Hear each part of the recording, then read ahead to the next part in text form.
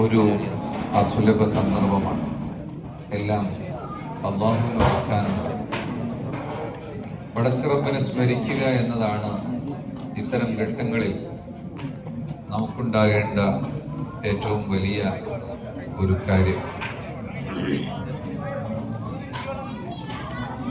അല്ലാഹുവാണ് നിയന്ത്രിക്കുന്നത്, അവനാണ് പടച്ചവൻ, അവനാണ് സംഭരിക്കുന്നവൻ.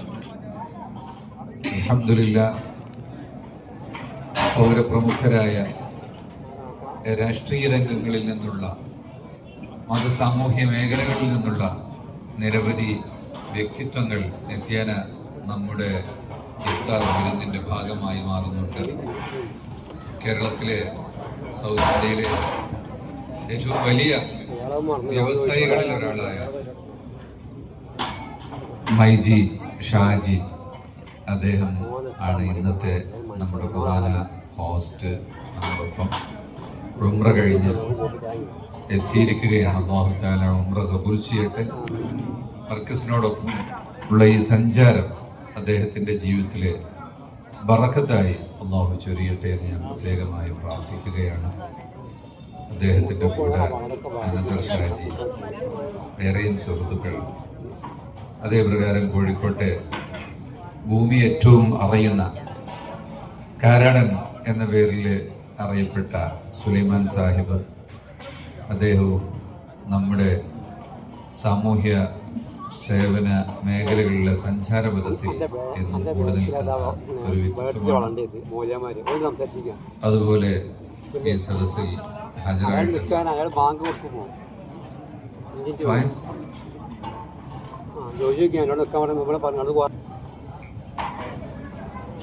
ഒട്ടേറെ വ്യക്തിത്വങ്ങളുണ്ട്.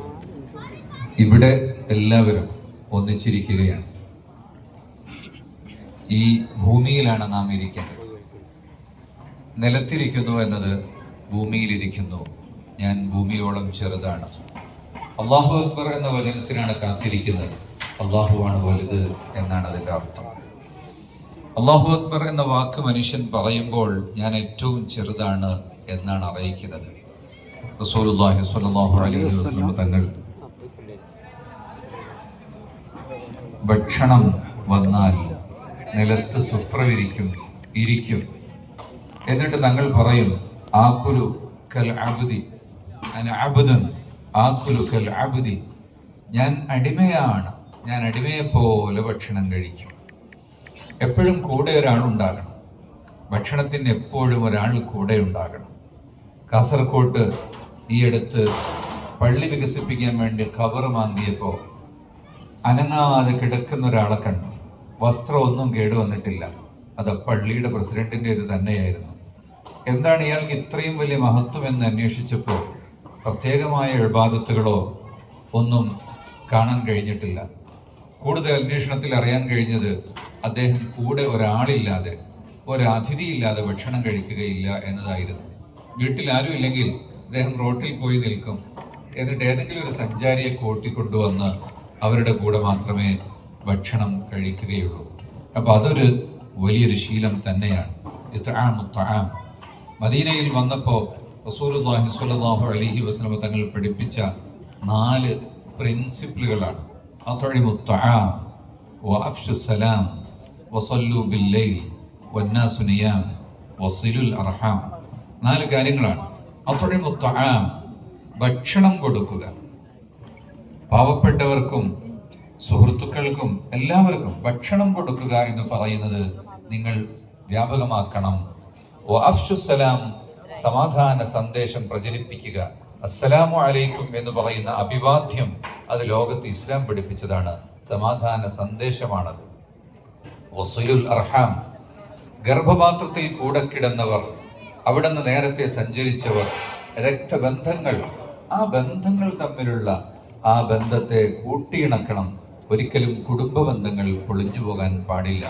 ഔസ് ഖസറജ് എന്ന് പറഞ്ഞ് നൂറ്റാണ്ടുകളായി കലഹിച്ചിരുന്ന വലിയ 2 കുടുംബങ്ങളെയാണ് അൻസാർ എന്നൊരു പേര് കൊടുത്തുകൊണ്ട് റസൂലുള്ളാഹി തങ്ങൾ ഏകോപിപ്പിക്കുന്നത്. 4ാമത്തെ കാര്യം വസല്ലു ബില്ലൈൽ വന്നാസു നിയാം, ജനങ്ങളെല്ലാം ഉറങ്ങുമ്പോൾ എഴുന്നേറ്റ് നീ പ്രാർത്ഥിക്കുക. നാല് കാര്യങ്ങളും ചേർത്ത് വിശുദ്ധ നോമ്പിൻ്റെ മഹത്തായ സത്തയാണ് നമ്മിലൂടെ സഞ്ചരിക്കുന്നത്. അള്ളാഹു നമുക്ക് അനുഗ്രഹം ചൊരിയട്ടെ. നമ്മുടെ ഇന്നത്തെ പ്രത്യേകമായ ചീഫ് ഹോസ്റ്റ് ഷാജി അദ്ദേഹത്തിന് ഏറ്റവും പ്രിയപ്പെട്ട ഉമ്മയാണ് എന്ന് അദ്ദേഹം ലോകത്തോട് പറഞ്ഞിട്ടുണ്ട്. അങ്ങനെയാണ് എല്ലാ മുഅ്മിനീങ്ങൾക്കും ആകേണ്ടത്. ഉമ്മ അസുഖമായി കിടപ്പിലാണ്. അള്ളാഹുവെ ശിഫ കൊടുക്കണേ അള്ളാഹ്, സലാമത്ത് നൽകണേ അള്ളാഹ്. ഇവിടെ ഒരുമിച്ച് കൂടിയ ഞങ്ങൾ എല്ലാവരുടെയും മാതാപിതാക്കൾക്ക് ആയുരാരോഗ്യം നൽകണേ അള്ളാഹ്. മരിച്ചവർക്ക് പൊറുക്കണേ അള്ളാഹ്. ഖബർ സന്തോഷമാക്കണേ അള്ളാഹ്. ജീവിതത്തിൽ ഐശ്വര്യം ചൊരിയണേ അള്ളാഹ്. കടങ്ങൾ വീട്ടിത്തരണേ അള്ളാഹ്. കച്ചവടത്തിലും മറ്റെല്ലാം ബറക്കത്ത് ചൊരിയണം റഹ്മാനെ. എല്ലാവരും സ്വന്തം കൈകൾ ഉയർത്തിക്കൊണ്ട് അള്ളാഹുവിനോട് ദുആ ചെയ്യുക. അശ്ഹദു അല്ലാ ഇലാഹ ഇല്ലല്ലാഹ്.